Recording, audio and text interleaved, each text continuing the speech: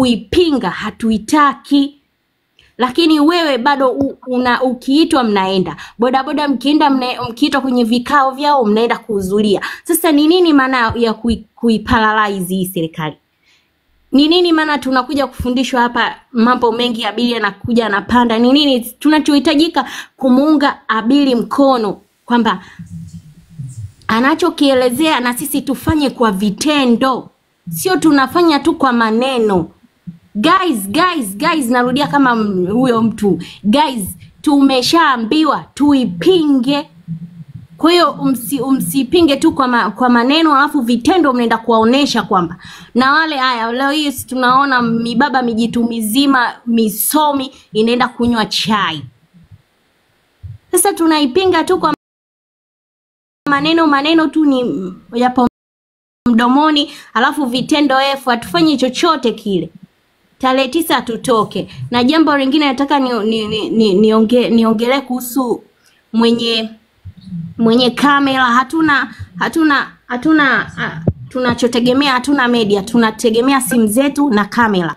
Kwa hiyo mwenye kamera, mwenye zile zile zinazopaa angani, sijui wanazitaje, nimeshasahau.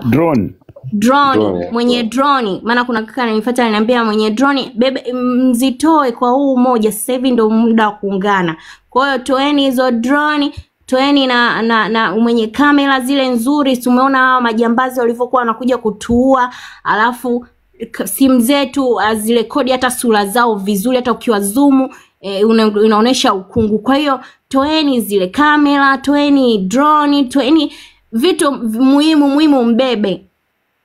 Wa Morogoro walikuwa nauliza watu wa mikoani tunakutana wapi? Watu wa mikoani kutaneni kwa mkuu wa mkoa, sijui niseme hivi. Yaani sehemu ya mkoani.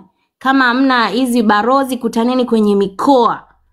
Ndio hizo wanaita sehemu ya mkuu wa mkoa. Kutaneni pale.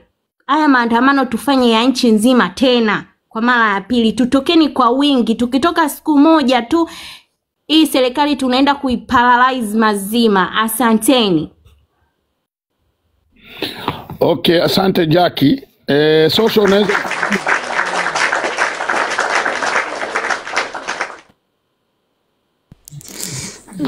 Asante kaka Sama. Nashukuru kwa hii nafasi. Mimi nipongeze tu kwa kazi ambayo tunaifanya, mpaka sasa hivi tupo kwenye tunasema